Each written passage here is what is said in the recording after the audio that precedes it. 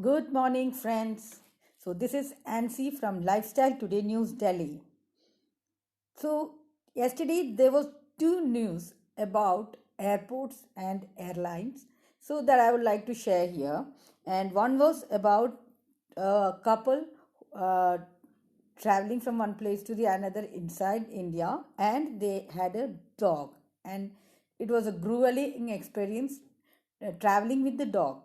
According to the owners of the dog, so they had to wait for a long time at the airport, and they have mentioned three or four things. One, the attitude of the ground staff and security person was less helpful, because when they was sitting and waiting, the dog was inside a box, and it was getting frustrated because it was a long time, and it wanted to relieve itself, and they were not allowing. They asked the owner to take the dog to the washroom, but since it's crowded and noise, the dog wouldn't relieve there, so they had to take outside or do some other auction. But it was they were not supportive, the ground staff or the security personnel.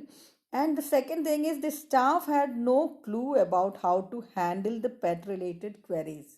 So this is in spite of paying 5,000 extra to carry the pet. And then the third complaint is about the airport staff, and the four about the airport security. So in a way, nobody was helpful. And then they had a story about how difficult it was to carry the, and it was not a happy experience carrying the taking the dog on the flight. So that flight part I'm leaving. I'm talking only about the airport part right now. So this I'm talking not about the normal people, the healthy ones, the daily travelers who are traveling for related to work, for travel, the young from the age of 18 to 65 or 70, maybe they are young, energetic, and they know how to do the things on their own. They can do things on their own, and they can fight for their rights. They can talk for them. I'm not talking about them. I'm talking about the, I think, the 10% of the travelers, and they are dependent. And those includes four groups, and that one group is the pets. The next is the parents or the elderly. The third is the unaccompanied kids, and the fourth is the specially challenged.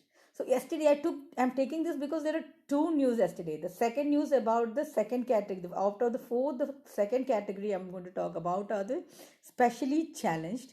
So a lady who traveling from Delhi to Calcutta and Kolkata, and she is lifelong from the child birth. She is disabled, and she has to take a wheelchair. And in Kolkata, she was asked to stand up by the security personnel for the security checks, but she's unable to do. And she shouted back, and there was so many things, and they didn't regret, the securities didn't regret the what they have done. And so that was the second bad experience. And so out of this four, this two is over. The next two categories I have experienced with the next two categories, that is with the elderly and with the unaccompanied kid. So once when I sent my kid unaccompanied from Delhi airport, when I went there, the security personnel, so we can't go inside. So they said, you give the tickets and the child, we will go and send him inside. But as a mother, it's a small child, so I wouldn't do that. So I said that I won't leave until a responsible person from the airlines comes and I hand over the child. I won't leave the place. So, but the security personnel, they understood my problem. They are also parents. Maybe they understood my predicament, and then they guided us to another place where an air hostess from that flight itself came and took the boy. So we were relaxed that day. So only the crying baby gets the milk. That's one saying like that. So since we made the noise, we got the service properly that time. And then the next one is about the unaccompanied, sorry, the elderly traveling. So my parents, they had to travel from Delhi, and so they were very confident, like you get a assistant, wheelchair assistant and all that. So but when we went to the airport, there is a guidance that on which pillar number you have to get a phone, and you can call, and the assistant will come. But it took a long time for the assistant to come, and there was a confusion. So we had to appoint a porter by that time, and by the time the porter was appointed, the assistant came. So they are, so there was a lot of confusion, like half an hour we lost, in spite of we giving them the information where we were standing, we giving them the identification that what we were, where we were standing exactly, and all those.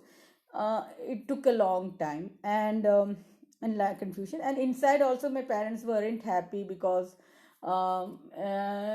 they didn't feel that comfortable, the way the security check or the tickets handling, and the when guy, while giving the luggage, they made them stand there for a long time. So as an elderly, they weren't that, they were really worked up. And my mother, she said it's okay without a wheelchair, but when she went inside, only she understood what a big airport it was. So then she felt very tired, and so but no one was there to ask if she needs any extra care, because both of them were unwell. So nobody asked them. So these are okay, these are not big problems, but I will tell you why I'm telling about the elderly. This is a small things, but I think all this should be taken care of, because you know all these four categories we are paying extra money. For a wheelchair assistant you don't need money, but we people will be ready to pay. When you are sending your parents alone, it's because you can't do it, and you want the airways to do, or the airport to do the things that we are in our place. We want you to do the things, so we are ready to pay the extra money for the service that you are giving at. And they all are giving that extra money, whatever is, if it's required. And so that part is there. So inspires. So after that, for ourselves it's okay, we are healthy, we got the brains, we have do things on our own, we are independent. But when our loved ones whom we care, and we want them to be carefully delivered from this airport to the next, when we see something happen to them, it's really hurting. That is why these people are the dog owners, means for them it's their child. So that's why they are complaining. So this is not a one thing, many people are complaining. When I went to LinkedIn, this complaint had come on LinkedIn, and there are so many people complaining in different stories. So uh, I feel that this is just 10, I don't think more than 10% of the travelers in India will come to these four categories. So the airport should train them. So they say that your staff had no clue about how to handle the staff, the airport security. They don't know how to handle this kind of queries.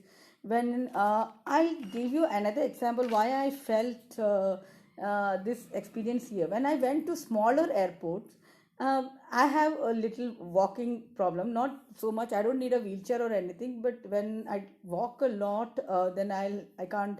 I'll start limping. So when I went to some smaller airports, there the staff, when the moment I got down from the flight, they were keeping on asking me, "Do you need a wheelchair, ma'am? Should we carry your luggage?" That gave me a lot of consolation, lot of emotional support I got. I felt so happy that okay, there is somebody to take care. So when I leave, I'll always say, as in the smaller airports, I'm very happy with the kind of care that I get there. So what is required for these four group is the care. The so I'll tell you, the in foreign countries, see this happiness index, there is something called happiness index of the people. So the some of the happiest countries in the world. Like yesterday I was talking about Finland. So again, like Finland is one of the happiest countries in the world. So how do you decide which country is very happy? So there are six factors which determine the happiness index of a place. One is the gross domestic product, that is GDP, life expectancy, generosity, freedom, corruption, and social support. So, in this today, I think in all this case, what is important is the social support. The social support means this to someone you can turn for emotional and practical support. So I think in this, especially this very elaborate, you go to LinkedIn and you will get this story about the story about this dog's grueling experience, and he's talking about the four categories, and these four category of people, what was lacking was the social support, the emotional and practical support that is required, the caring that was not there. So what I would request is that uh, give train a group of people, whether it is the ground staff, the security personnel, the staff of the airways, airport staff, airport security, just train a group of these people, so that they can give emotional and practical support to these categories who are dependent and who have somebody outside waiting anxiously to see that they reach happily to the next station. So if they reach happily in the next station and they are handed over to the next people, or their experience is good, that will increase the happiness quotient of not just that passenger but also of those traveling with them. And in the airport experience, no, you will say that the airport is crowded. That is why in Delhi it's crowded. It's the busiest airport. So how can we provide? But I don't think if you try, if this is a small minuscule amount of people, if you give them a specific place where their supports will be given, a specific group of people to handle them, and you recruit people who are good to handle this kind of they who have more of emotional quotient, so then this problem will be solved. I have a feeling that the lady in the wheelchair, with the specially able lady, one problem that I have seen could have been, I feel that, because when you go to the security checks, all your things, your phone, your bags, your leather bags, everything, you go freehand from one side to the through the security checks.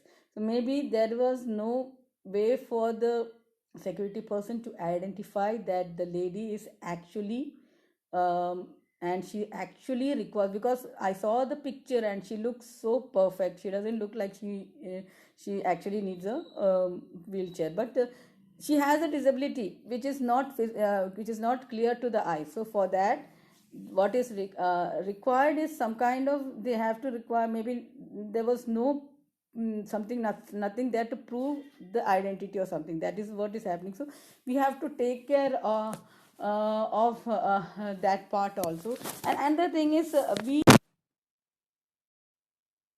especially challenged persons problem, because we can see in the airports, very healthy people, they will come to the check-ins, and they will be no problem, they will be running inside.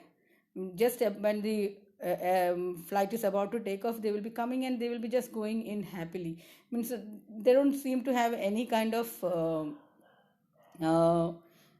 physical problem. So maybe the reason is, this is the wheelchairs are misused, so because the service is free, maybe that's why there was a mistake. So in so because of all this, I would say that you should, these airports should look into this matter and appoint a group for people to take care of the of this of these dependent people, and so that will increase the happiness quotient, and and it's like a matrix. And once you enter the airport, you are into a different world. You are not, this is, then you are in the hands of the airport and the airlines. So there is no connection.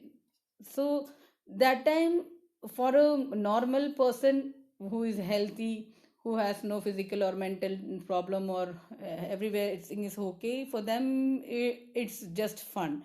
But when these dependent people go, they are scared. They have got so many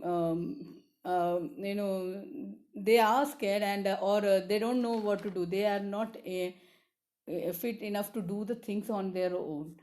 So that, in that situation, it's very important that the needs of the these four category of people: the parents, the elderly, the pets, the unaccompanied children, and the physically or the specially abled people are taken care of. So thank you so much for today. I'll come with the next new topic on Monday at 7:30. Thank you.